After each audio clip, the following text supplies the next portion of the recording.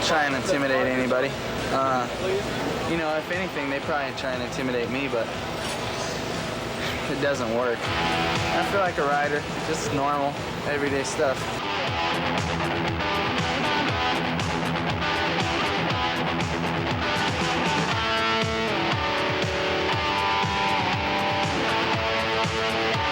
Alpine Star boots take the beating the best, I'd have to say.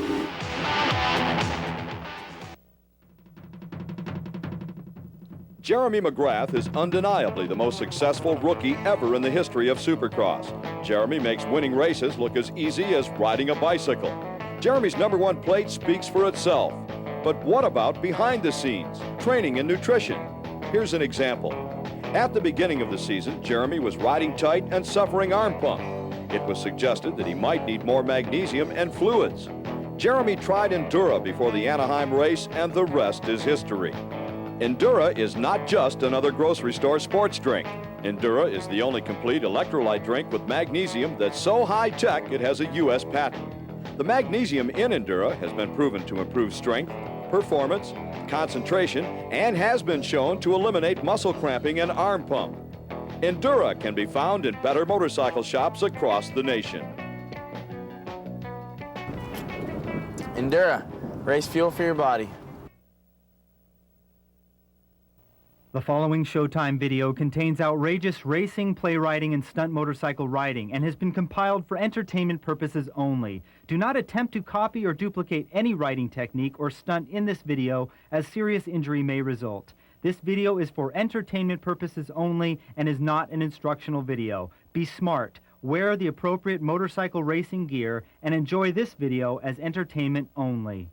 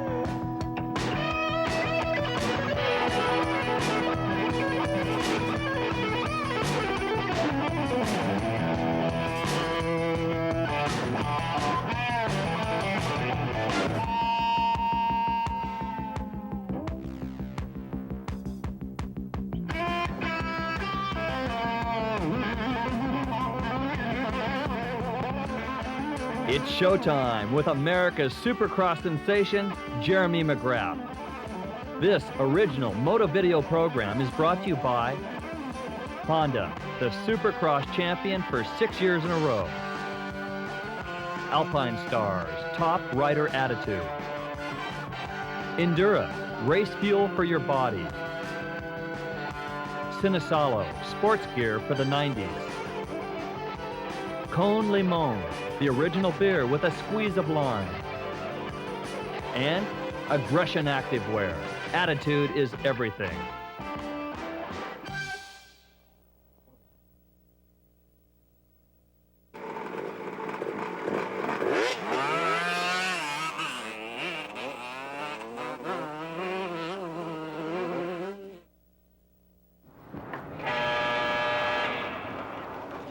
The Dueling Jeremies is brought to you by Endura, race fuel for your body.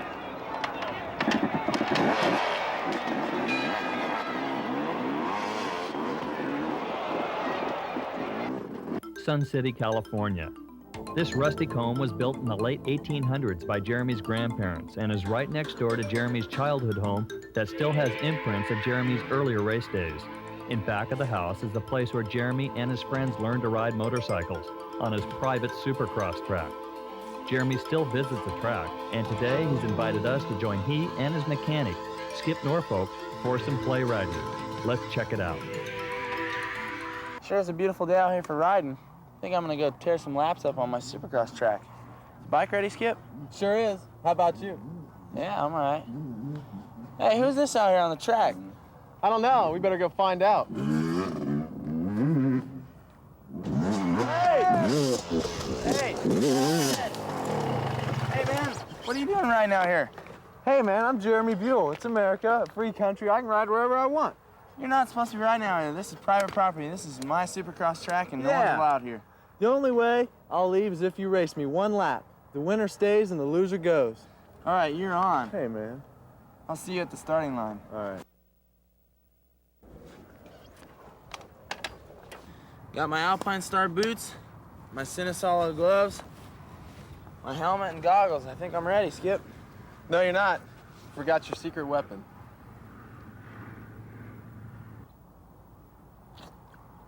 Endura, race fuel for your body. Showtime, Skip, let's go.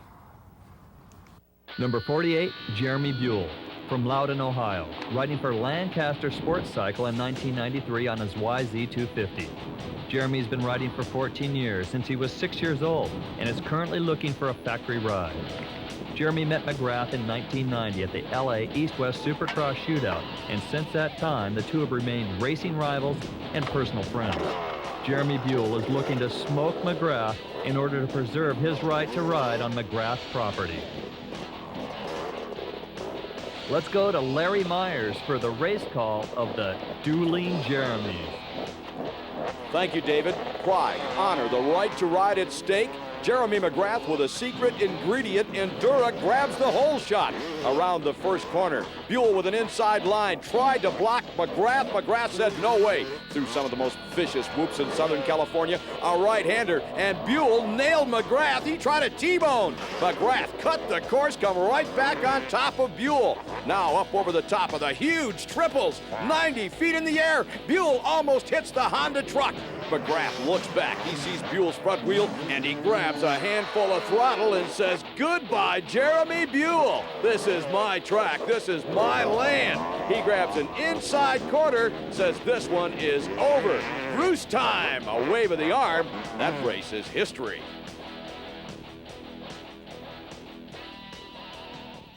Yes! Buell, get off my land. Get out of here. I'll be back, McGrath.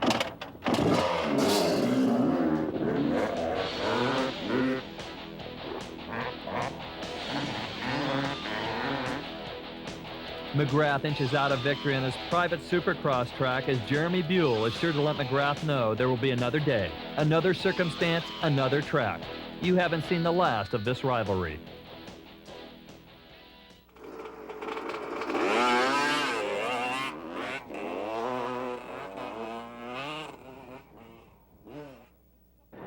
A Day in the Life is brought to you by Cinesolo, race gear for the 90s. Murrieta, California, home of Jeremy McGrath. Jeremy's home reflects the simple, well-rounded basics that he learned from his family growing up. Inside, he has very little furniture, but throughout the house, he has on display the many trophies, pictures, and memorabilia of his young racing career. Over just 7 short years, Jeremy has collected several reminders that took him from 125cc racing to the country's premier 250 Supercross star. Motorcycle industry publications worldwide have graced Jeremy with articles and photos depicting his tremendous Supercross talent. Supercross riders are attracted to Jeremy for his performance and his open, down-to-earth personality. Natural talent and good nature is why Jeremy McGrath wins big bucks. Jeremy may be hip on simplicity, but he's not closed to comfort. His backyard sports this built-to-suit swimming pool, perfect for after testing. Where the bikes end, the jet skis pick up. His weekend trips to the lake are a refreshing break. This one's a gift from no fear and is well used for sure. Jeremy's well aware that with hard-earned gifts, the responsibility to maintain them is important. so don't be surprised if one day you happen by the house and Jeremy would be busy doing the household chores, cleaning the pool, doing laundry, or organizing his room. After racing all weekend or working all morning, noon rolls around and it's time for breakfast, usually spent with his roommate and friend. Don't be surprised to find them scarfing the bachelor favorite, homemade eggs, tortillas, folded in between an English muffin, otherwise known as the tasty McGrath McMuffin. Just down the road, say 6 to 10 miles, that is if you don't get lost, is the McGrath corporate headquarters, located in picturesque Sun City, California, and fronting as an auto repair operation. The McGrath empire is headed by Ann, Mom McGrath, the chief financial officer, in charge of keeping Jeremy's ends met and schedules correct. No secretaries, fancy cars, high-ended computer systems, just Ann, a pencil, and a phone, a classic homespun corporate setting. Let's not forget Jack, Dad McGrath, Jeremy's inspiration and part-time mechanic, and Sister Tracy, keeping the home front clear for new business opportunities. You'd think that since Jeremy's championship, the auto repair shop would be booming, but this is what we found out. Jeremy's success has probably cost me man-hours rather than made me man-hours. I have daily people come in here and want to talk about Jeremy, and basically that takes me away from my production time. But it's enjoyable, and I'm kind of a low-pressure shop here, so I can work late, I can work early, it doesn't make much difference. So it's Ann running the shop, Jack under the bike, and Sister cheering him on, and all three watching Jeremy win races in style. Then just being there at the finish line with love and support, celebrating him home. Leaving Jeremy McGrath with plenty of room for giving back to his fans that are getting used to watching him win too. We talked to Jack about Jeremy's racing career and assembled some photos from the library of ace photographer Kenny Jones to give you a brief picture of Jeremy's incredible past.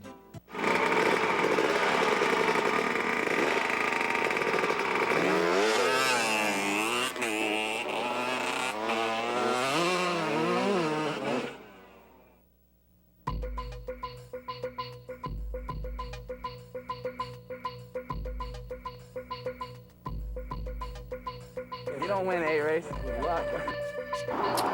Okay, my earliest memory of a motorcycle in our life together, I assume would be when he was about 6 or 7 months old. We had an enduro bike that we used to ride in the streets in San Francisco, and he loved to go to the beach.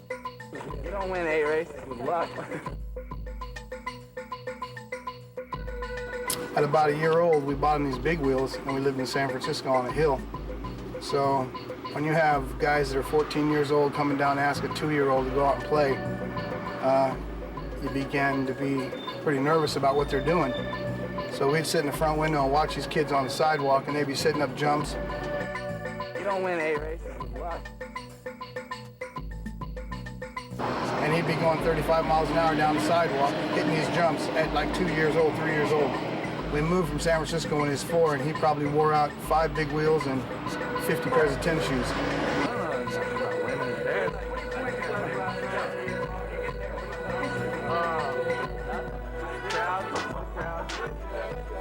Try and get him pumped up a little bit. Jeremy got involved in riding BMX bicycles, I would say about age 11, and or maybe 10 and a half.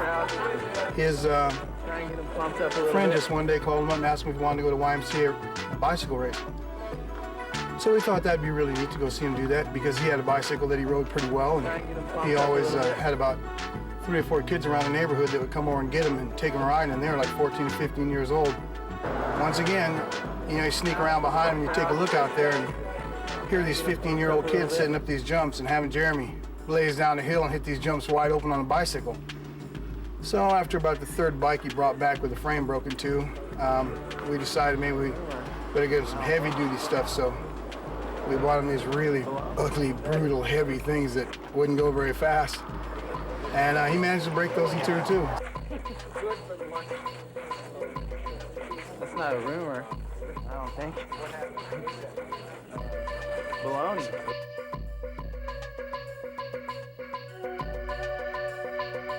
In 1986, we purchased a YZ80 for his birthday. He was 14 years old. And yeah, I mean, he's one of those surprises that never would have believed. He'd been to watch his friends ride motorcycles, but we'd always told him that stuff's too dangerous because I hurt myself a lot doing it. And so we sneaked it in and put it out on the deck, and we asked him to go get the ice cream out of the refrigerator, or the freezer, which was outside. And he walked out there and he came back with nothing but just a dumb look on his face. And then he went back out there and didn't say anything. He just walked back out there and looked again. Then he came back in and said, you know, Mom, there's a motorcycle out on the deck out there. And she said, I know. Did you see it? He said, yeah, come on, I want to show it to you. So he took us out and showed you. He says, I wonder who that belongs to. Mom says, geez, I don't know, man. I think maybe it might be a birthday present. And he looked so surprised. He said, no, I don't think so, Mom. Really? Really? It's for me? I don't know. Look out for you? Sometimes. Most of the time. Look out for me. In his first race out, he ran the beginner class 80, and he lapped all but the second place rider in his first race out. And then once again, his second moto, the same thing. He lapped everybody but the second place rider. Well, in 1988, we went to Mammoth Mountain. Jeremy decisively won 9 out of 11 races. We showed that this kid has some tremendous ability, and at that point, we all realized that Jeremy was on his way to doing something special. In 1989, the season came along, and we decided at that point we were going to go down and buy some motorbikes and turn pro. We went down and bought some new Hondas. We spent time getting them sorted out, but we could tell for sure that it was going to be a career that was going to be something special. It wasn't just a going to work type of job. He was really enthused, and we were really enthused, and he was beginning to get some support behind him, and that really made everything real special. And it was just apparent that we had a special rider on our hands. In 1991, shortly after Jeremy had really done well in Pontiac City and won the Grand National Championships, we were approached by Rick Johnson and Roger DeCoster, and they offered us a program that was beyond belief, and that they wanted to key their 125 program around Jeremy. And they said that they wanted to have a 4-man or a 3-man or 2-man team, but they wanted to start the program knowing that Jeremy would be a part of it. So we sat down and talked with them, and they put together a program that we couldn't turn down. So ever since then, he's been riding the red bikes with the wing. Okay, in 1992 season began. We were riding the Honda for Pro Circuit and Peak, and I believe he won like 5 races in a row. He looked just invincible, and then along came the Nationals. He got off real hard back east, broke his leg, broke a bunch of ribs, bruised his heart, bruised his spleen, bruised his kidney. He jacked himself up pretty well. Then he came back in the San Jose event and rode with a broken leg and wrapped up the championship. He won each and every race that he participated in the West Coast Division. The opener, he finished 3rd in. After that, he never looked back. He won them all. And therefore, I assume that led Roger DeCoster and the guys at Honda to believe that he's got a real future as a 93 racer also.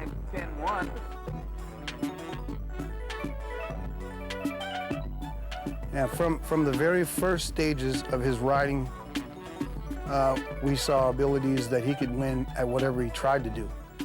He would just step up to whatever it took. That's what was good enough. I mean, he could figure out how to get there and get there fast.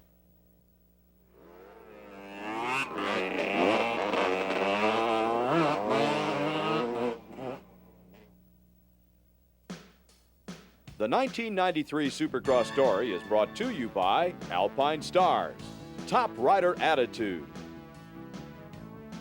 Skip Norfolk, Jeremy's mechanic, prepares for Supercross 93, and he has nothing to hide. McGrath's Supercross season began like any other. Lots of hopes and some realistic expectations. However, what was to unfold over the next 7 months would be one of the greatest Supercross racing stories in history. As the motorcycle industry stood projecting, each had their own views and predictions of what would happen in 1993. Before the season started, a lot of people speculated on who's going to be the next champion. And looking back at Jeremy's performances in 91 and 92 on the 125, he did attend 5 races on the 250 and did quite well. So I expected Jeremy easily to win some races and finish in the top 3. I figured that the main contenders would be, of course, Stanton, Kudrowski, and Bradshaw. And I knew that Jeremy would do quite well, but I don't think any of us expected him to win. Before the season started, yes, I knew he was going to be a threat. I raced against him in Europe, and he beat me a few times in Europe at the end of last year, and I knew he was going to be right in there.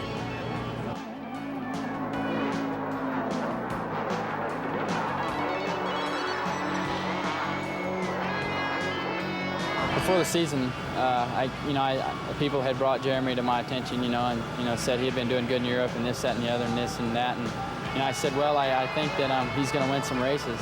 But I didn't feel like he'd win a championship, to be honest. I knew he was going to be tough because I'd watched him as a 125 rider, and he always got real good starts, and that means a lot in the Supercross. But, for what he done, I think it definitely stunned, a lot of people. It didn't, I don't say it stunned me, but I was surprised because, like I said, I expected him to win races, but I didn't expect him to win a championship. As team manager, my expectations for Jeremy coming out of the 125 class and pretty much being a dominant force in the 125 Pro-Am Supercross ranks was that he would adapt well into the 250 class, but that it would take him some time to work his way into that level of competition in the 250 series, Supercross series. McGrath, people shouldn't be expecting him not to win. During the offseason, he's back in Europe racing against Stanton and Bale, and he's beating him. So, the people back here that hasn't seen him race, I knew that he was going to be, one of the top guys, and I think the year went kind of how I thought it would go. I figured that I would be at top 5 and he'd win some races, and it turned out to be a good year. When I started out this year, my expectations were to finish top 3 in the series and try and finish top 5 every race and hopefully win some races. In 1993, I personally expected Jeremy to make such a statement that it would be without a doubt evident of what's possible in his life. At the beginning of the season, I didn't feel, or I don't feel anybody else realized what Jeremy was going to accomplish throughout this year. We all felt that Jeremy was going to win some races and he was going to be in contention. Nobody was going to anticipate him winning the races that he did and the string of races that he did, and he definitely had a great achievement. Basically, I believe he just surprised the whole industry with his accomplishments.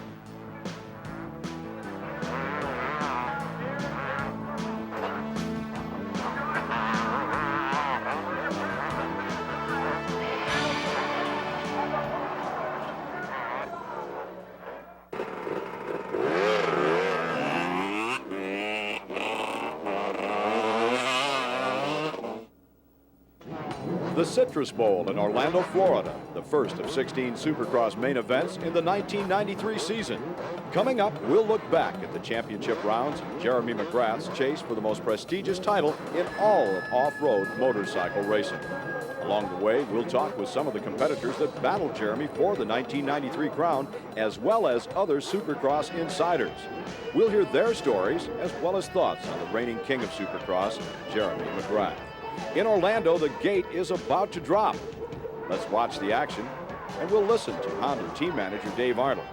He'll compare Jeremy McGrath to past Honda stars. Listen close. You'll begin to understand why Honda hired Jeremy McGrath. A lot of similarities between like Ricky Johnson and Jeremy and Jean-Michel Bale and Jeremy. Jeremy is an exceptionally gifted rider. He has a lot of naturally technical riding ability. And I also see a bit of Ricky Johnson in him to where he's kind of a showman. He kind of flows with the bike, he kind of flows with the crowd, he has a lot of ambience about him. And above that, he's a genuinely nice guy, you know, where a lot of the racers have kind of introvert, unique personalities. So I would probably draw parallels between like Rick Johnson and Jean-Michel Bale. And as far as the aggressiveness and the caginess, I see a lot of Ricky and Jeremy. And as far as a lot of his technical ability and talent, I see a lot of Jean-Michel Bale and Jeremy. Damon Bradshaw, rider number 8, is holding off the rookie Jeremy McGrath. Number 3 is Mike Kiedrowski, and number 5 is last year's Orlando winner Mike LaRocco. Now, McGrath was exceeding expectations, but it didn't last. As a result of that little off-track excursion, McGrath will be passed by both Kiedrowski and Mike LaRocco. You can call it rookie nerves or whatever you want. Fact of the matter is, Jeremy let his arms get pumped up. Holding on to the Honda was a problem. Meanwhile, Damon Bradshaw, the leader, having problems of his own. He was still recovering from knee surgery. Didn't trust the knee on the track, and he was getting tired. He decided to move over, let others pass. In Orlando, the year started off pretty good for me. We went there, it was right off of my knee surgery. And we got there, and we haven't got a chance to do as much testing as we would like to do, but you know, fortunately the bike was pretty good. I got off to a real good start. I was able to whole shot the main and was riding real well, and my physical strength wasn't quite there yet, you know, from being off as long as I had been, but I rode real well, and I ended up finishing third, and you know, I was happy with that. I led the race as long as I could, and I dropped back to second, and then once I got into third, I kind of stayed right there with the guys, so I felt real good about that race. Kiedrowski would eventually pass Bradshaw, and LaRocco would follow suit. You have to wonder, if McGrath's arms had not pumped up, would he have been in position to take advantage of Bradshaw's fatigue?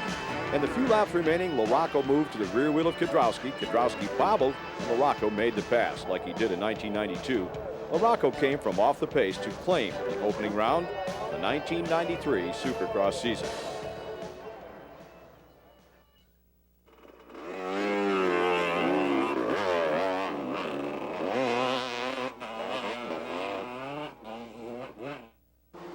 When the gate dropped in the Astrodome, the whole shot went to Larry Brooks, rider number 17.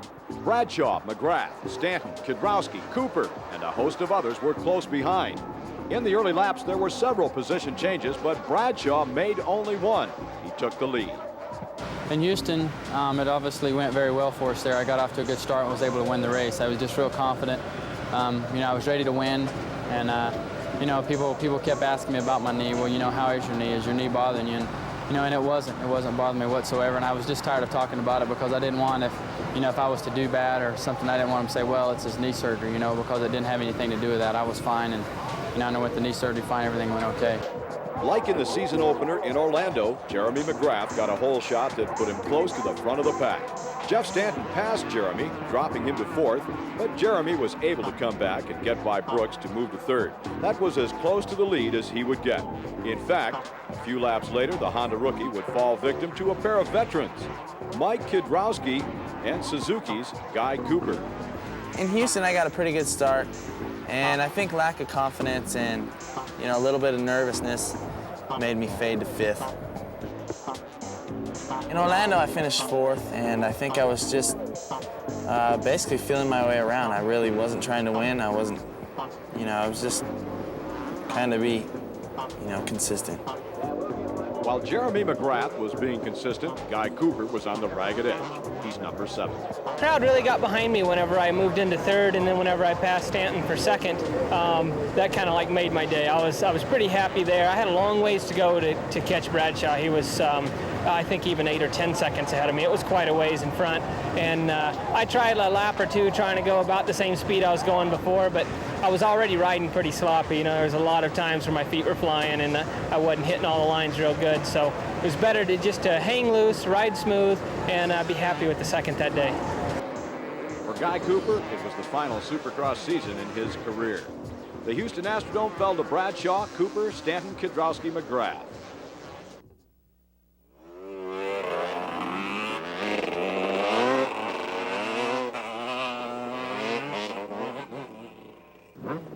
After the first 2 races, Jeremy found himself adjusting to the new experiences of 250 Supercross. Early in the year, he struggled with arm pump, but began to slowly build self-confidence with his consistent efforts. Here's a quick look at some of the real winners of Supercross in 1993, with some insights into Jeremy's philosophy about winning and losing. You know what they say, no pain, no gain. Well, in the whole series, in the whole year, there's some races that, you know, you're gonna win and hopefully it's most of them. But when there's a day that you're not feeling up to par, you know, it's not like I feel that I have to go win every single race. You know, for me, winning is great, but when I don't win, I don't go throw, you know, tantrums or anything. You know, I just wait for the next race and, you know, try and make it better. Jeremy has a philosophy about winning that goes hand in hand with losing. He can lose a race, and if he put forward the best program he had to offer, then he knows he did the best that he was capable of doing that day. We all know that these kids aren't machines, and you can't tune them up and let them go. If you have an off day, if your heart beats a little different one day from another, your timing goes away. When your timing goes away, maybe somebody else is on. You never know what that reason would be for losing. My dad seems a little bit, he gets a little upset, I think, sometimes when I'm so easy about not winning the race or anything like that, but I think it's better for me, and I think I'm doing what's best for me, and if I don't let it bother me, then I'll do better the next weekend. Going into the Anaheim Supercross, Jeremy and I had a talk, and the last thing that he was to hear from me was the fact that he owned Anaheim. He had never lost a professional Supercross there, and that this one belongs to him, and he knows it.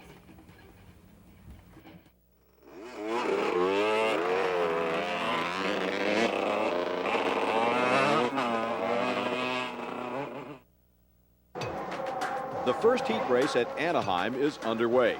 Steve Lamson, McGrath's teammate, is in front, followed by Bradshaw and McGrath. Now watch the upcoming move Jeremy McGrath makes that will give him the lead. Now we'll see it again. Bradshaw and Lamson will beat up on each other. Now the key is the instant decision Jeremy McGrath makes to change directions and grab a handful of throttle. It's the kind of move that builds confidence. It's the kind of move McGrath did not make in the opening rounds of the series. It's the kind of move you need to be a championship contender. With that move, Jeremy had arrived in the big time. In Anaheim, press day, Jeremy was very, very relaxed and confident and riding quite well. So I was very confident in his performance there. And he ended up passing Jeff Stanton at the beginning of the race and maintained about a 3-second advantage through the entire event and ended up winning his first event, which is very impressive. In Anaheim, I came to Anaheim thinking that I had a good chance of winning the race. And I think the most spectacular moment was probably I was coming around Jeff, I was following him, and I jumped past him, and I went on to win the race. So that was probably the greatest moment for me in my life up to that point. The 22-year-old rider from Murrieta, California had just passed the defending Supercross champ and had done it in convincing style. He needed to maintain the pace and avoid mistakes. A tailor-made scenario for McGrath's fluid and precise style of riding. Skip Norfolk, McGrath's mechanic, urged the young rider on from the mechanic's signal area. He wanted Jeremy to know he was not alone on the Anaheim track. It was obvious to all that McGrath had the tools to win. The question was, would McGrath fade as he had done in the previous 2 races? The answer would come at the end of 18 more laps. Behind McGrath, Stanton maintained control of second place, while Kiedrowski held third. Bradshaw would eventually finish fourth. You can only speculate what was in the minds of the veterans. They had to be thinking, though, that this was just the beginning of a long season. The key to the championship was being around and in contention at the end. Had they known that Anaheim was the confidence booster that would signal the start of a Jeremy McGrath string of wins, they might have tried just a little bit harder. Well, a lot of people were razzing me about fading the last 2 weeks. You know, who's to say if it's going to happen again? I feel that I'm in shape. You know, I feel the only thing that was holding me back was arm pump. And today, you know, I settled a little bit behind Jeff, and then I just went ahead and went by. And I just stayed smooth, really, you know, just nothing special.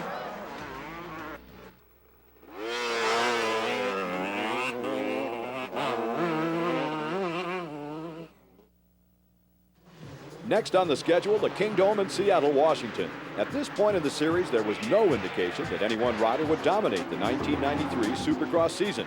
There was, however, a strong indication that Jeremy McGrath would be a force to contend with. The indicator was McGrath's ability to get out of the gate and be one of the first riders through corner number 1. Supercross tracks are tight, narrow. Passing is extremely difficult. Thus, if a rider continually starts at the head of the pack, he has a huge advantage over those behind him. In the early going of the season, McGrath displayed an incredible quickness getting out of the gate. Seattle was no exception. The first-year Honda rider got the whole shot, and it was catch me if you can. Suzuki's Brian Swink, number 19, was up to the task. According to Jeremy, it was a continuation of a long-time rivalry. Yeah, Jeremy's right. You know, we've been arch rivals for the last 2 years on 125s because I was a dominant guy on the East Coast. He was in the West. So every time we'd meet, you know, it would be who's going to win, you know, me or Jeremy. And it was always pretty close, I think. You know, everything was real close, and I guess he just progressed a little faster than I did. In Seattle, I got a good start this year. I started, I think, 4th, and Jeremy hole-shotted. By the time I got into 2nd, he was quite a ways out front.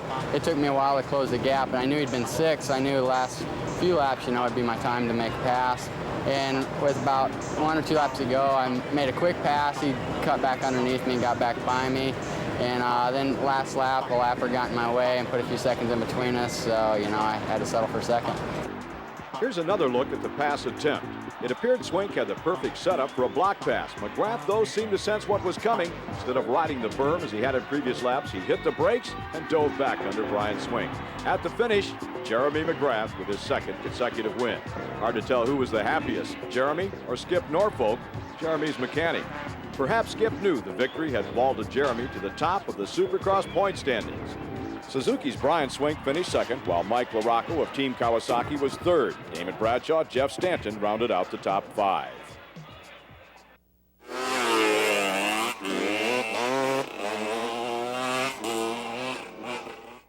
Yeah, in San Diego, I got off to, I think I was about a 3rd or 4th place start, and worked past a couple riders and got into 2nd, pretty much stayed in 2nd the whole race.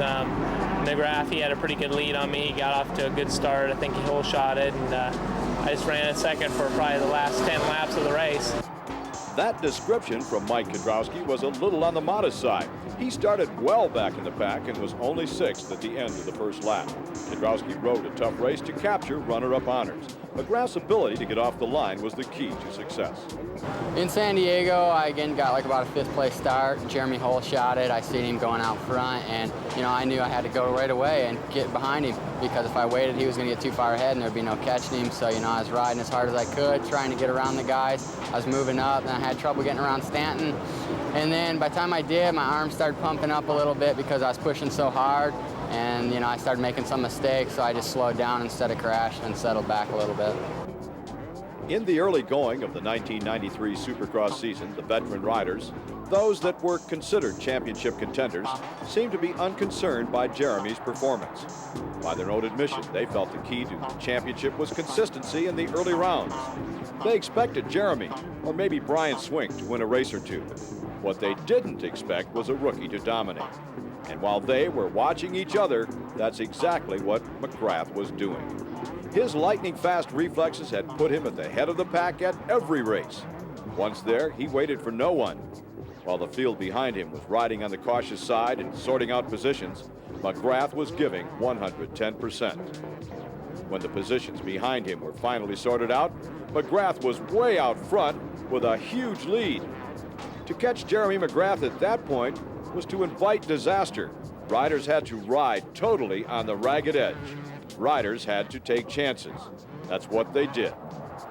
Jeff Stanton paid the price. Last lap, and it's showtime. Jeremy McGrath was doing what he does best, entertaining the crowd and winning races.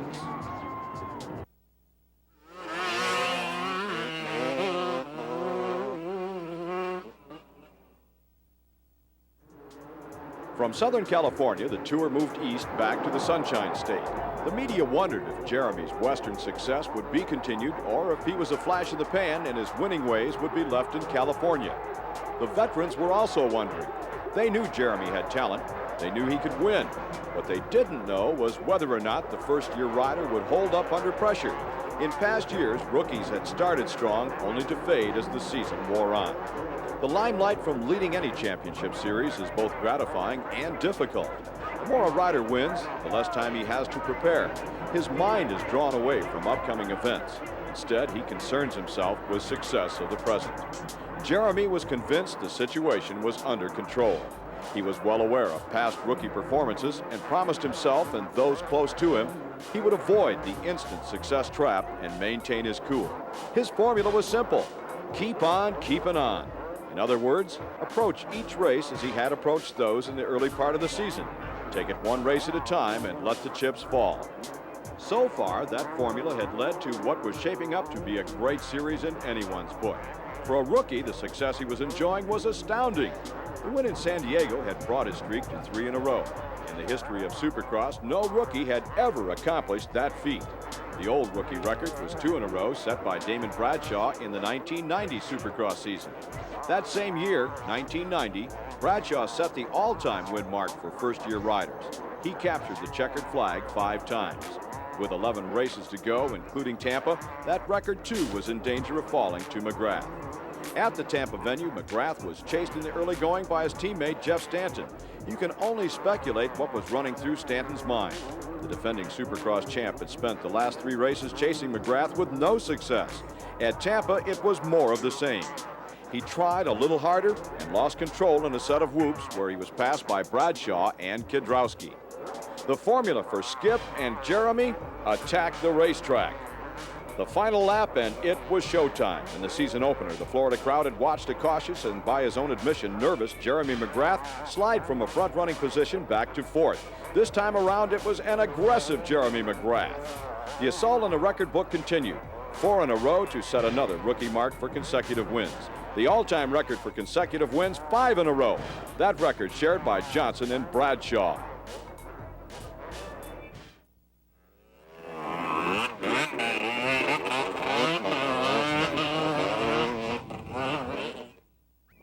Four consecutive wins, and reporters began writing. Photographers began shooting, and critics began questioning. But Jeremy's confidence began growing as he headed into race number 5.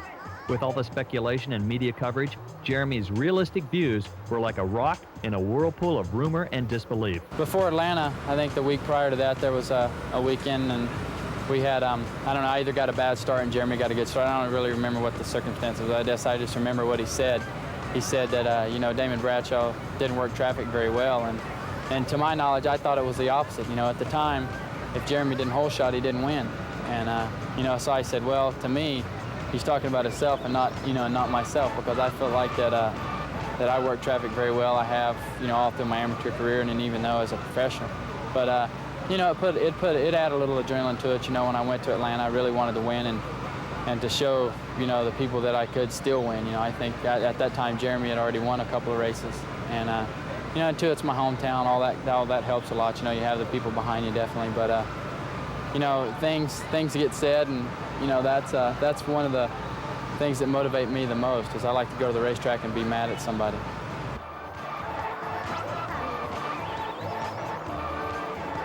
After Anaheim, Jeremy went ahead and strung 4 Supercrosses in a row. And for one reason or another, everybody had an excuse of why he won those races. It wasn't that he was just a great racer. There was always a reason why he won it.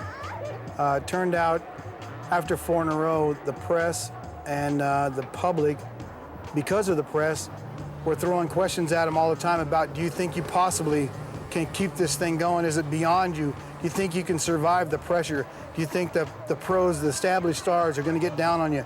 It was just one thing after another. Nobody really believed that Jeremy was winning these races. There was always an excuse why. And I believe it all came to a head, and Jeremy kind of said maybe it's time to see what can happen here, and he had a bad race. But the best thing about that bad race is he never let it affect him. That took the heat off him, then he could go ahead and start winning again, and that made it all the sweeter. After Jeremy's 4-win streak in the Supercross series, I was pretty much in astonishment that I thought he could win 1 or 2 events during the year, but now he was on a roll to win every one and pretty much dominate the sport. And I think one thing that was a concern on his part and our part was the amount of pressure he got from the media. It was a new story, it was a new personality, and we had to somewhat talk about and isolate him from some of the newly found fame and how to deal with that and some of the pressures of the press, and that ended up being some of the elements that we had to deal with halfway through the series. After Jeremy began to win consistently, he began to think of his race program as a preparation program. People talk about luck and good luck. I believe that all good luck comes from good preparation. I think if you have luck, you have bad luck, and that's usually due to lack of preparation. He became very focused, and he knew exactly what he wanted to get accomplished, and he just would not accept being less than what he could be.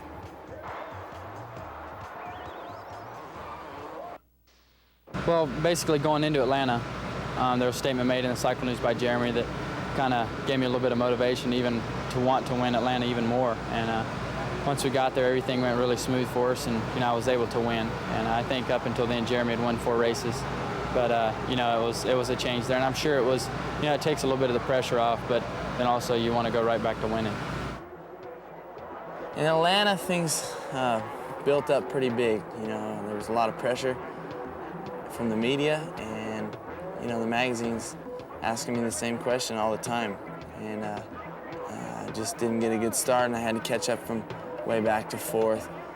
And track gave me a little trouble. It was pretty ruddy, but I was really relieved not to win Atlanta. Through it all, McGrath had kept the pressure bottled up. With the Atlanta loss, it was gone.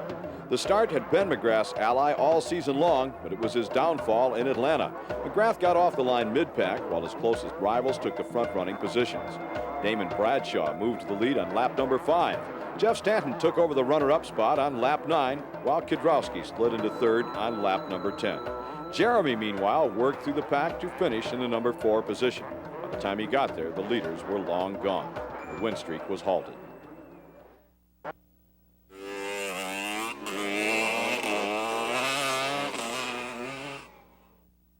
After the Atlanta event, we had a break in the series, which allowed us to catch up on a little bit of testing. It led Jeremy to try a few combinations, but he preferred to stick with the combination that he'd been winning with. He knew that he could win with that and was very happy with the setting at that time. So we went into Dallas, and he was very confident there. The same attitude that carried him through the first 4 wins took him to win number 5 quite easily at Dallas. By the time the gate dropped at Dallas, round 9 of the series, Jeremy McGrath had lost 2 in a row. Indianapolis and Daytona, where Mike Kiedrowski captured the first Supercross win in his career. McGrath finished 2nd after leading the Daytona Classic. A strong performance, but for McGrath, not strong enough. McGrath wanted more. Yeah, in Dallas, I got off to kind of a bad start. Me and Cooper kind of tangled in the first turn, and I kind of made some mistakes, but through the race, I found some good lines, got around some riders fairly quick, and I think the last lap I finally got into 2nd, and that was about as far as I was going to go because McGrath had a pretty good lead by then. The downhill slide was ended. The first-year Honda rider from Murrieta, California, was back. Skip Norfolk from the mechanic signal area says it's showtime, and McGrath was headed for the all-time rookie record with his 5th win of the season.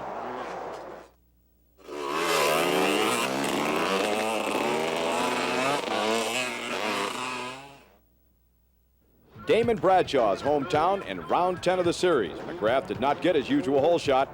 He was close to mid-pack, but his unique riding style paid off. Jeremy's riding style is really good. He's smooth. It's not that he's lightning fast on a Supercross track. He just don't make no mistakes. Everyone else makes 1 or 2 mistakes a lap, and you add that up over 20 laps, and that puts him 15 seconds ahead. Jeremy's riding style seems to be real fluid. He seems to work with the bike real well.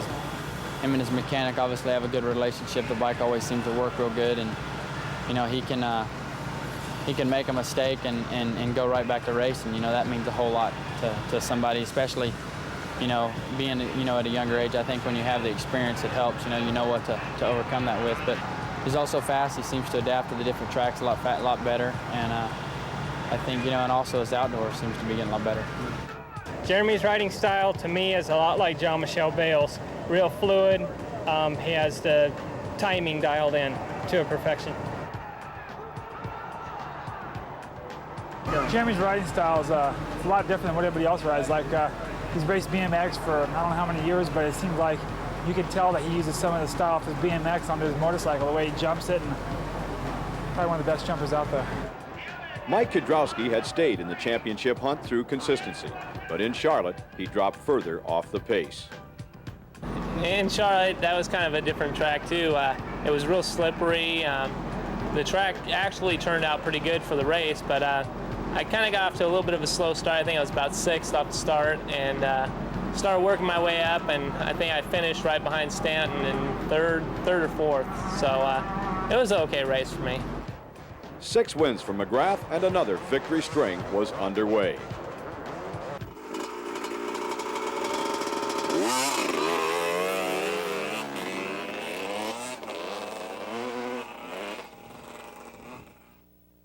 At this point in the season, Jeremy continued to prove that he had what it takes to win. In the eyes of his contemporaries, his winning record began to demand respect. So we thought we'd ask some rival racers and friends about Jeremy as a person or about his riding style. Then we added our own touch to the responses, as if we could read their minds.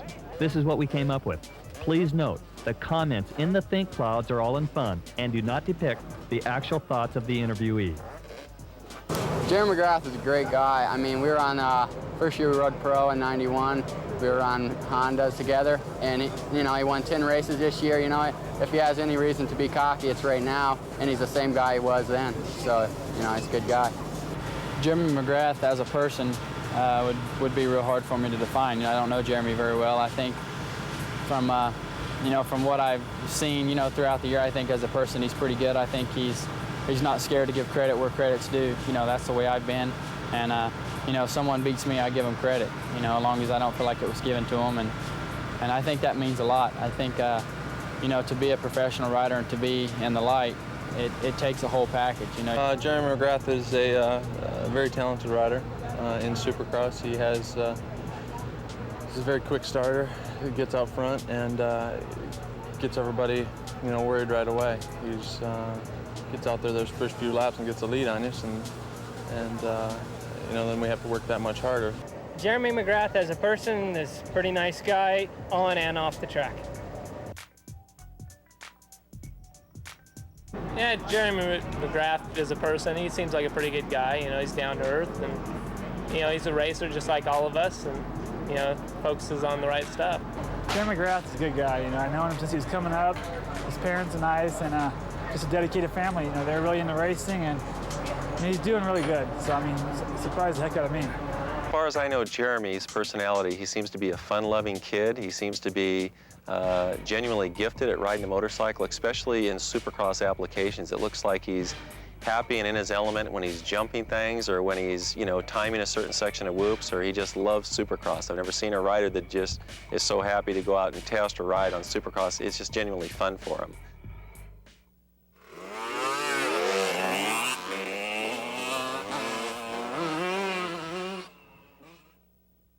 On Saturday night at Pontiac, I had a good race going. McGrath had the start, and I just wanted to hang with him.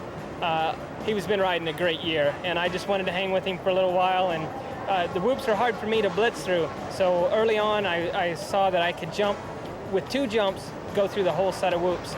And I did that right next to McGrath. And I had the bike revving in the air. I think I scared him a little bit when I came down next to him, but it was an exciting race. I was happy to be at the front.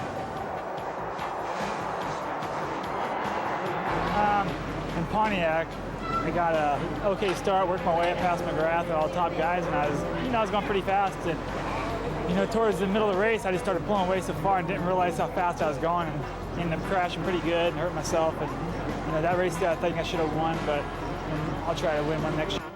Kiedrowski won the first night of the Pontiac doubleheader. We'll watch Iron Mike take the checkered flag, then go to heat race action in Pontiac. You'll see a rare Jeremy McGrath mistake. Could have cost him the season. Well, on the first lap of the heat race, I went down. Unfortunately, went over some bumps over there and endoed, went into some hay bales, but, I think I'll be all right. It was, I'm kind of glad I got to ride the semi.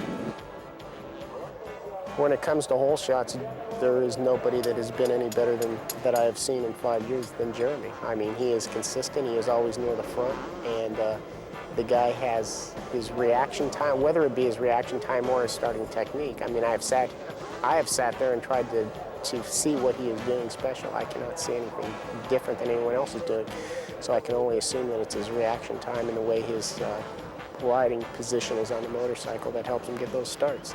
So, but he definitely has an advantage over the competition, and they need to, if they want to improve their positions for next year, that's going to be an area they need to work on. In the early going of the first night of the Pontiac doubleheader, McGrath was pushed around the track. He recovered to finish second behind Kiedrowski, a distant second. By recent McGrath standards, it was not a particularly good night.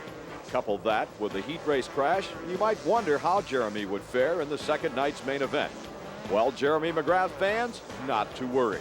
His unique ability to get off the line at the head of the pack, as Dan Bentley explained, coupled with the presence of a seasoned veteran, which he was not, put McGrath at the front of the field and turned the second night of the Pontiac doubleheader into a rout. Showtime Jeremy McGrath took win number 7 at the Silver Dome and opened a 36-point lead over Kiedrowski.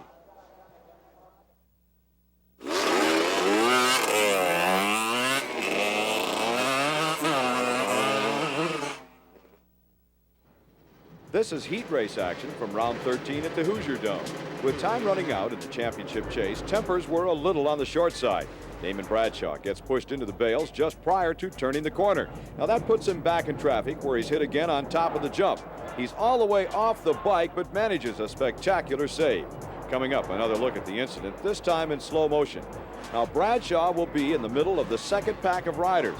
He's on top of the jump, he's off his Yamaha. Bradshaw would later blame Jeremy McGrath for triggering the incident. Like I said, this late in the season, tempers are running short.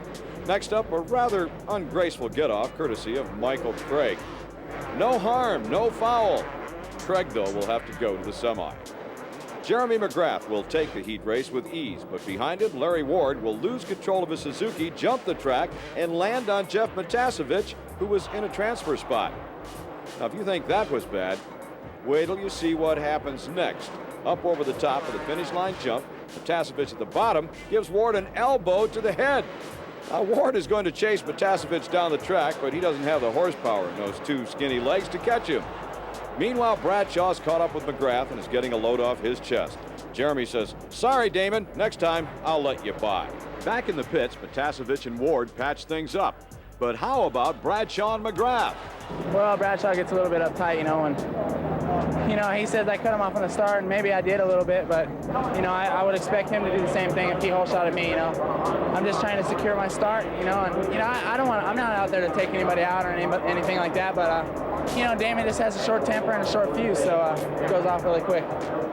There was no time to worry about Bradshaw. With a second-place start, McGrath was on his way to win number 8. Impressive numbers, unbelievable for a rookie.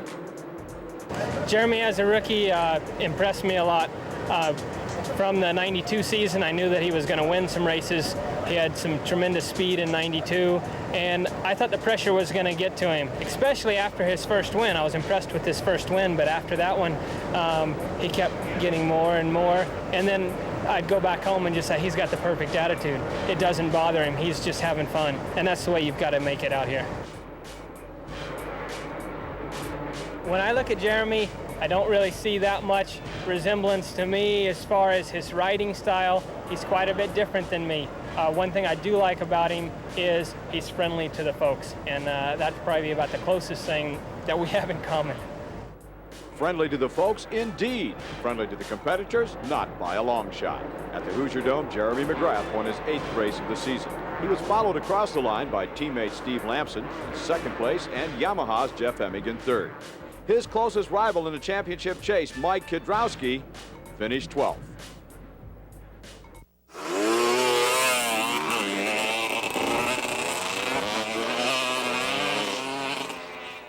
I think going into Pasadena, I was just thinking about being consistent. I wanted to win the race. It really was weird. I didn't feel any pressure at Pasadena to win the race. I guess it was probably because I had a couple more races to go.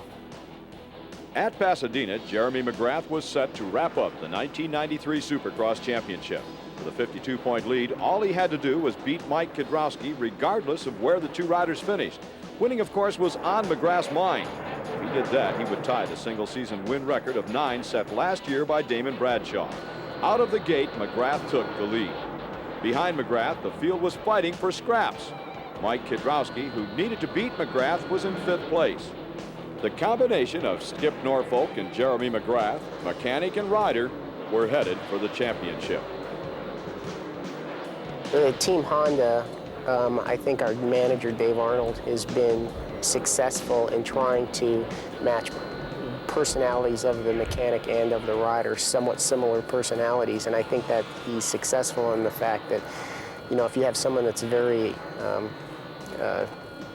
withdrawn and somebody that's gets excited very easily, you will have more conflicts than if someone has the same type of personality traits. And I do think it's very important to have a good relationship with your rider, and you work together, you do things together. You become trusting of each other in your comments, and you know, the rider cannot go out on that track thinking that something might fall off or break. I mean, that can't even be in his head, because if that's going to happen, then he's not going to be 100% on the track.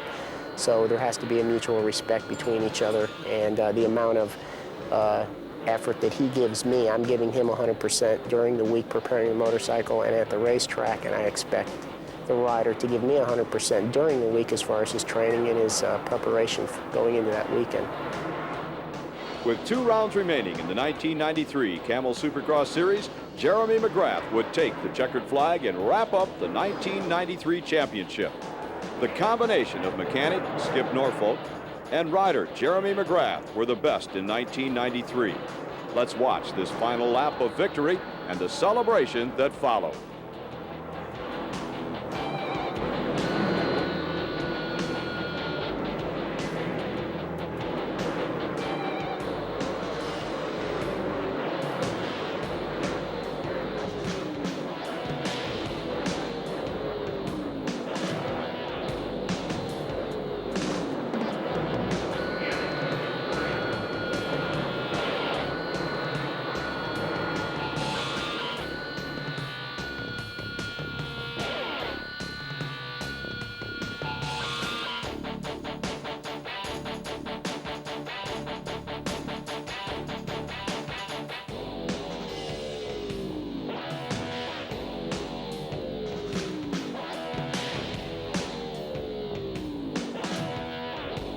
Jeremy, you've changed the sport of Supercross. On behalf of the thousands of fans that you have around the country, that which you've worked so hard for, the #1 plate. Congratulations. Thanks a lot, Roy. You know, I'd just like to thank AMA and Camel just for giving me the chance to do this. You know, Honda's backed me all the way, and I just appreciate it, you know, a whole heck of a lot. And I hope I can do it again next year. You know, had a great season. I couldn't ask for anything more, but there's still 2 more races, and I want to win those too. So I just like to thank everyone out there who made this possible, and appreciate it.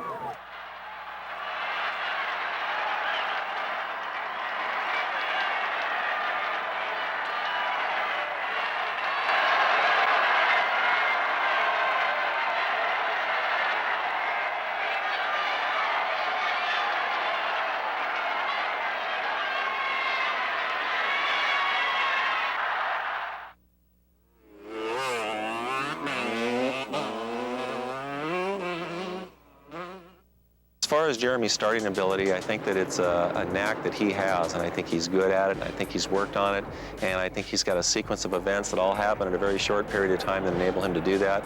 And he did get good starts in the 125 class. He's even gotten better starts and almost dominated the starts in the 250 Supercross series. And if some of you guys just watch the tapes and study Jeremy and try to put all those technical aspects together, you ought to be able to get good starts. And if all of that doesn't come together, buy a Honda, and maybe it will. With 2 rounds remaining in the series, the title wrapped up, McGrath turned his attention to the record book. Now, the win in Pasadena was #9. Now, that tied him with Damon Bradshaw for the most wins in a season. Like McGrath later said, a tie is like kissing your sister. It's okay, but nothing out of the ordinary. So McGrath headed for the finish line and win #10. Now, coming up, a very ugly crash. Watch this. Now, I'm happy to report that all involved walked away. Doug Dubach triggered the incident. He plowed into the face of a small jump, went over the bars. Cooper was next in line, and behind him came Matasevich. Kiedrowski avoided the carnage by jumping over the top of it. A crash of that magnitude deserves a second look, and here it is. 1, 2, 3 riders go down. Here comes Kiedrowski. Watch this. Right over the top. He passed Damon Bradshaw in the process. Kiedrowski avoided that one. Keep your eye on the racetrack, though, because he didn't avoid one coming up. Kiedrowski is going to go down on the last lap. He'll lose a couple of positions there. He was repassed by Bradshaw and LaRocco. All eyes, though, on the newly crowned Supercross champ. 10 wins in a season, and there was still one race to go. That one race was in Las Vegas. Would McGrath make it 11 wins in a single season? Hang on, and we'll see. Well, I think we all know who's going to be the 250 Supercross champion now, don't we? Well, if you don't, let me give you a little hint.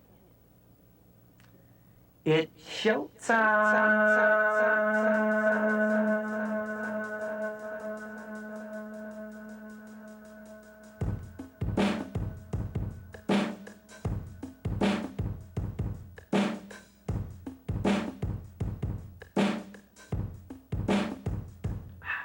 Well, I knew all the time that Jeremy would do it.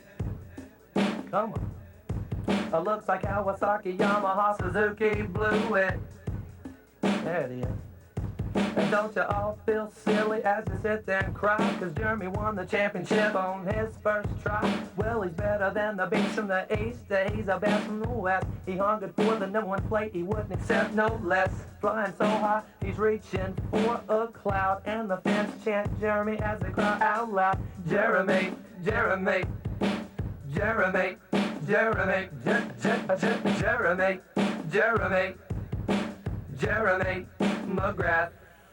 From the moment the gate dropped, he blew them all away with a 10-second lead, and that's where he'd stay. When these races were over, the announcer would say to him, it's just like the 1-2-5, you're dominating again. Tell me now, Jeremy, how does it make you feel? Well, I'm riding a Honda, training hard, it's no big deal. Oh, the red machine, number 15, see what I mean? He's a king.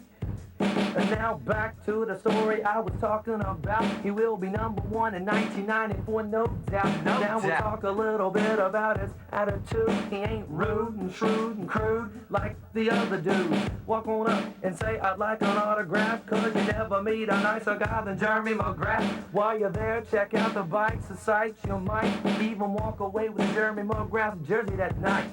I feel so sorry for the guys in his class. He does a double jump, a triple jump, there's the pass. One last little thing I'd like to kick in my rock. Remember, right before the gate drops, it's showtime. Jeremy, Jeremy, Jeremy, Jeremy, Jeremy, Jeremy, Jeremy McGrath.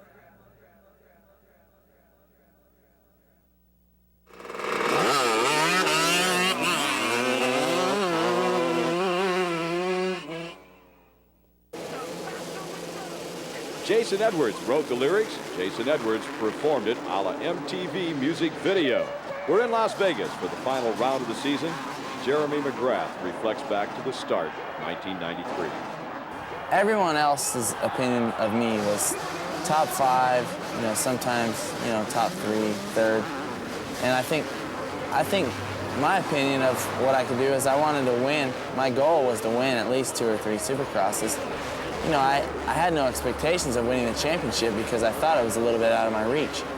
But as it turns out, I mean, I was leading the points halfway through the series, and, you know, that's when I finally realized that, you know, there was a very good possibility of me being the 93 Supercross champion. My confidence level still wasn't really up. It was kind of just normal. I think maybe in the first 2 races I finished where everyone else expected me to finish instead of where I really thought I could finish. I was getting a chance to feel my way around. I mean, I raced a couple races the previous year in Supercross on the East Coast, but I really don't think I was ready to win until Anaheim came around. That's when I really felt that I could win. The final event was the Las Vegas Supercross, which was a Mickey Thompson promoted event. Jeremy seems to really like those events because they're so tight and technical. Jeremy wanted to cap the season off with a record 11 wins, which no one else had done. So he was very confident going into that event. Jeremy actually had the worst start in that race, starting around 15th position and working up to second place by lap 3. He actually was right behind his teammate Jeff Stanton, and while attempting to pass Jeff, and a tight right-hander caught a hay bale and flipped over the bars, which actually cost him the win in that event. And thus ended the 1993 Supercross season. Jeremy McGrath will finish in 9th place in that final event in Las Vegas, his worst finish of the year. Coming out on top, his teammate Jeff Stanton, followed by LaRocco, Kidrowski, Lamson, and Lusk.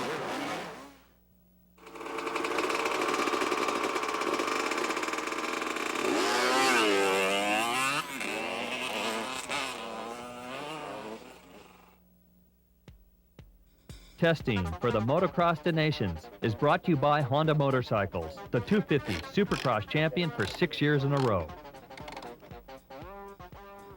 Carlsbad Raceway, one of the most famous names in motocross racetracks, now closed to the public except for an occasional amateur motocross event. The Keep Out sign makes a clear point that our moto video cameras on this day are not welcome. The American Honda Red Riders truck with Jeremy McGrath have rented the Carlsbad track for a secret test session labeled Code Red, meaning off limits to all press personnel. Mechanics Cliff White and Jim Anderson arrived as our cameras awaited the arrival of Jeremy McGrath. We later learned that McGrath had already arrived, and so drastic means had to be taken to get our cameras inside the Carlsbad gate. See you in a while.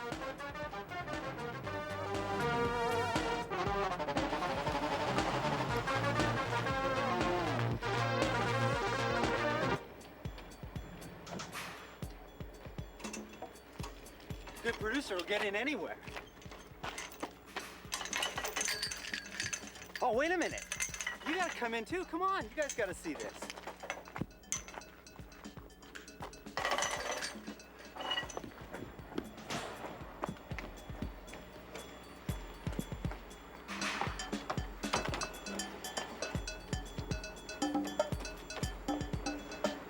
Let's go. Once through the gate, all was clear for a clean filming of the test session. We spotted Jeremy getting ready, and Honda mechanic Cliff White and Showa race mechanic Jim Anderson preparing the bike for a long day. A little while later, Honda mechanic Dan Bentley showed up and filled us in on what testing was all about and why testing is so secret. My main objective today is out here testing 500s with Steve Lamson for our outdoor national.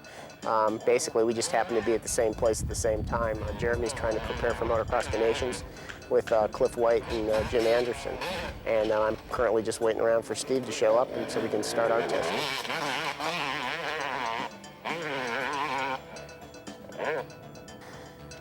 Testing is the testing of different components of the motorcycle to improve the performance of that particular motorcycle at a given track, which you hope that the performance increases will improve at any given track, at any given time.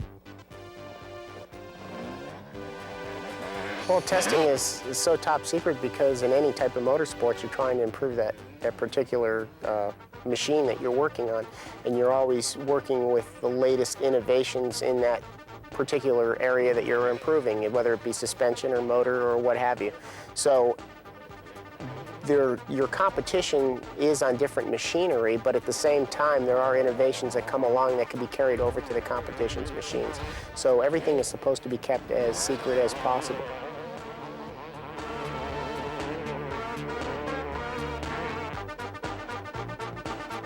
To be honest with you, I don't even know how you guys got in here today because this is top secret testing.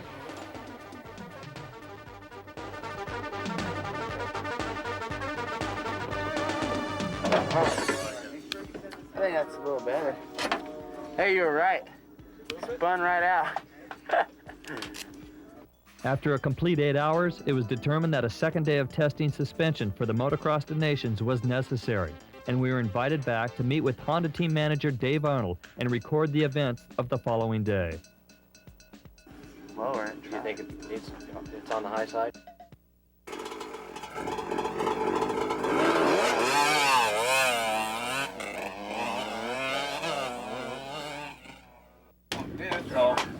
driver home. Driver home, big boy. I can't let go of this brake. So, Jim. People that are supposed to come just so. Plastic hammer. Trademark tool. Look at that. What are we looking at? Of course. Another long day of testing at a secret location just minutes from Jeremy's house. Today's test is a continuation of yesterday's work on suspension settings for the Motocross of Nations in Austria. Let's watch Jeremy's test and listen to Honda team manager Dave Arnold as he gives some insights into the 1994 Honda CRs. Oh, yeah? We were trying to... As far as how this bike relates to the 94 CR production model, they're very similar. This test, we're utilizing the chassis, the swing arm from the 94 bike, but there's very few differences between what Jeremy's going to be racing the Motocross of Nations and what's in production for the 94 CR lineup. The engines are very similar, the chassis characters are very similar, and we just have to fine-tune, kind of personalize that bike toward Jeremy's particular riding style, which he'd run much stiffer suspension, probably a little bit more of an aggressive engine character than it would be in production, but very, very close.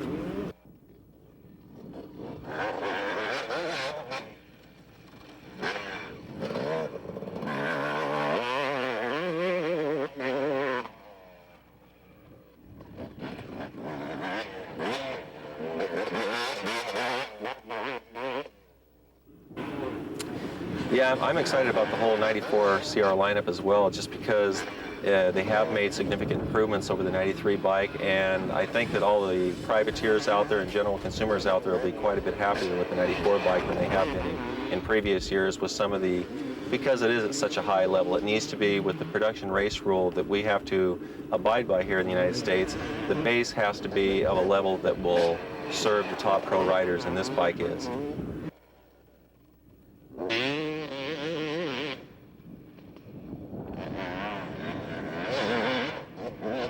Most all the manufacturers have released their models to the magazines for evaluation write-ups, and it seems like they really like the Honda engines this year above any other year, and it seems like their heads above the competition. The bike stability is drastically increased over last year's bike, so I've heard nothing but positive things about the 94 CRs.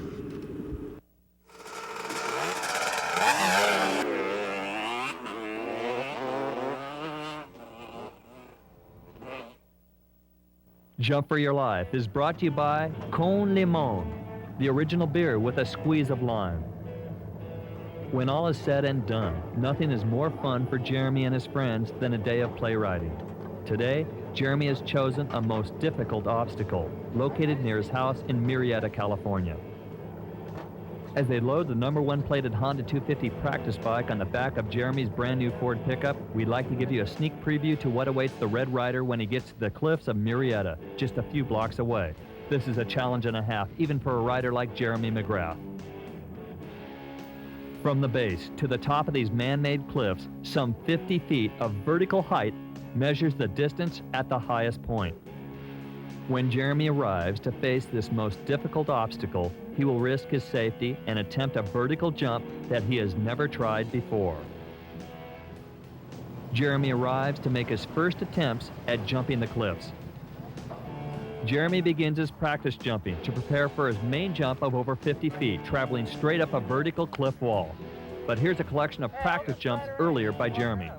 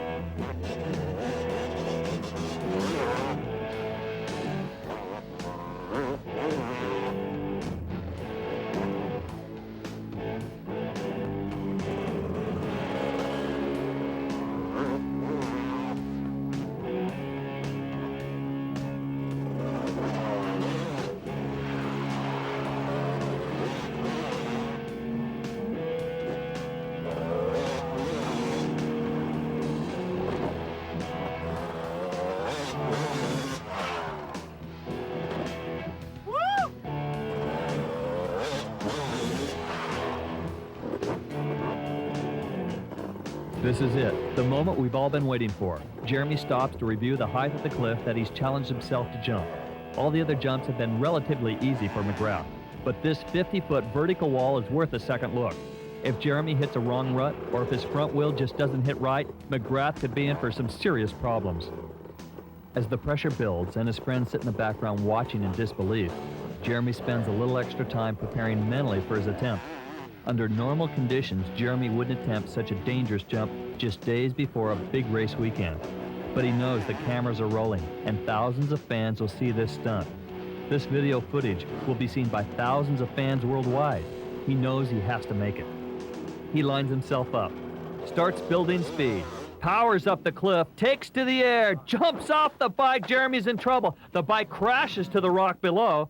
Jeremy has escaped with no injury, but the bike has seen better days. Let's see that again. It looks as if Jeremy didn't get enough speed to power him up high enough at the bottom of the cliff. As he jumps off the bike, he knew he was in trouble, and in order to keep safe, he sacrificed the bike for his own safety. Experience must have taught him not to hold onto the bike under those conditions. Let's see what his response was to the crash. Oh gosh, dude, wasted my bike. Go see it. Sit on it. See the bike? Bend it.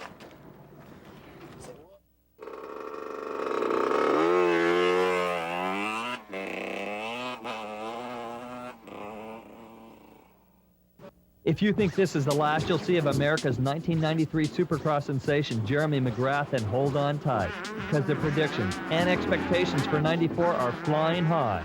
We put together a few last pictures to help you form your own predictions of what's to come from Jeremy McGrath. Everyone else has an opinion. You might as well have one too. In the meantime, I'm David Stanfield, and on behalf of Larry Myers and everyone here at Moto Video, thanks for watching. I like the fact that, we've added, somebody that's definitely come into the professional ranks or into the Supercross that, I think can take the sport to even another level. I think I've took it to a couple different levels, and now Jeremy's here, and, I think his speed's really good in his start, so that means everybody has to be on top of things even more, and, and from here on out for Jeremy, it'll only get tougher. That's the way it always is.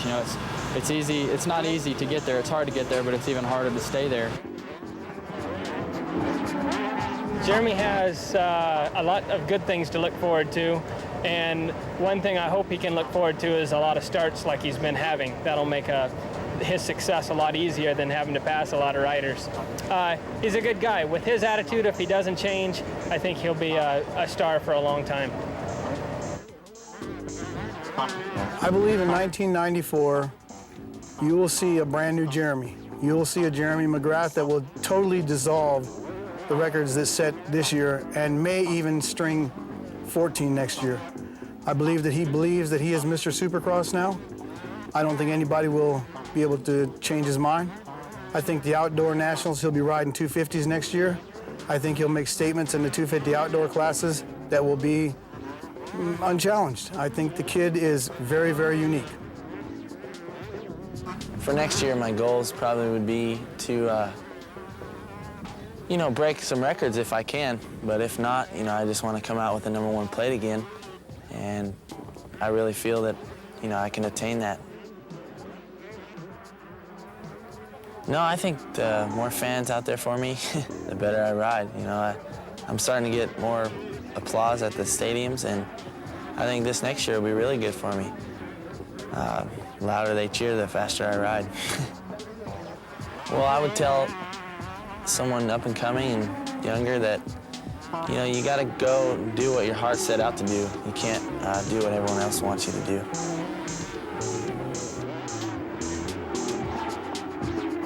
I'm just getting started.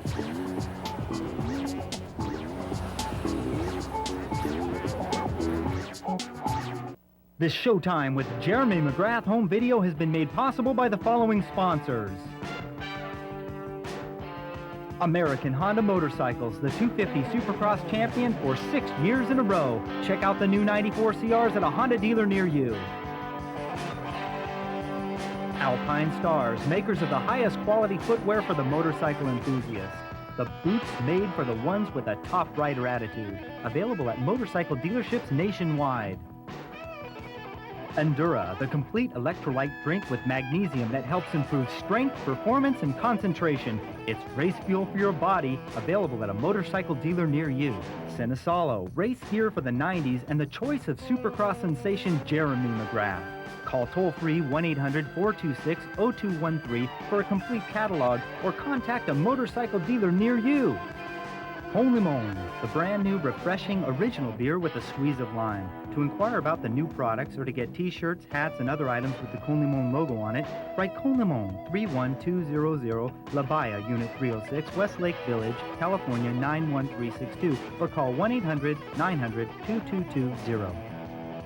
Aggression Sportswear. Look for the unprovoked attack of the new Aggression Sportswear line at a motorcycle dealer near you. To order the official Showtime t-shirt as seen in this video, just call with a credit card or send $14.98 plus $4 postage and handling to Agro Showtime t-shirt, P.O. Box 6342, Laguna Niguel, California 92607, or call 1-800-688-6686. Limited supply available.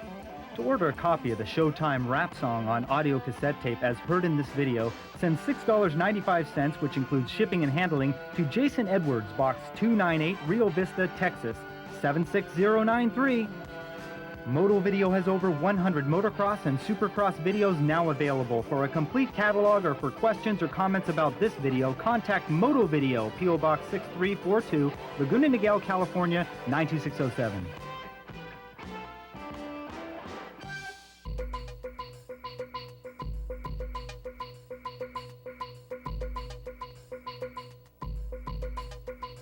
You don't win 8 races with luck.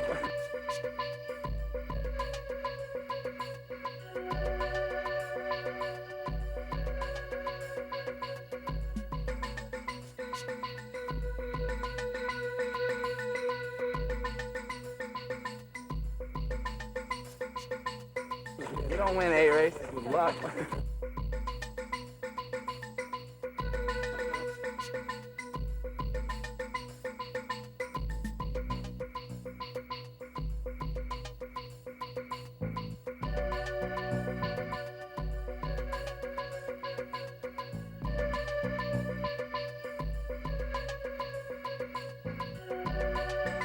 You don't win 8 races with luck.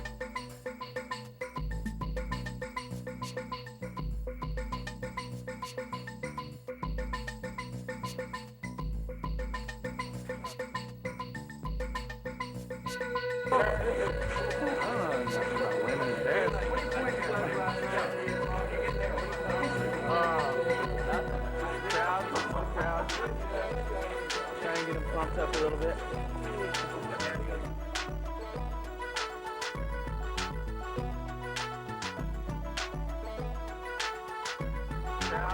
Crowd. Try and get them pumped up a little bit.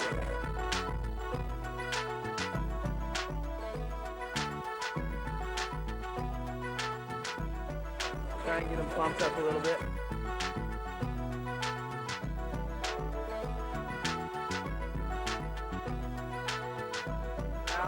Crowd.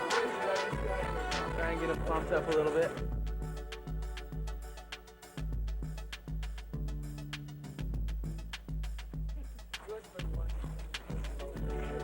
That's not a rumor, I don't think. Baloney, what that is.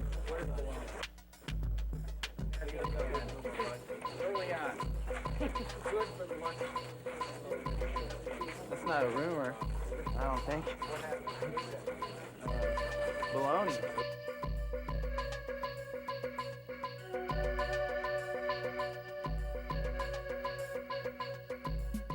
I don't think. Baloney.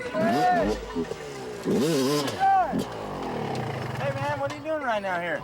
Hey, I'm Jeremy Buell. It's America, a free country. I can ride wherever I want. Hey man, this is private property. And you're not supposed to be riding out here. Yeah. The only way I'm leaving is if Hey!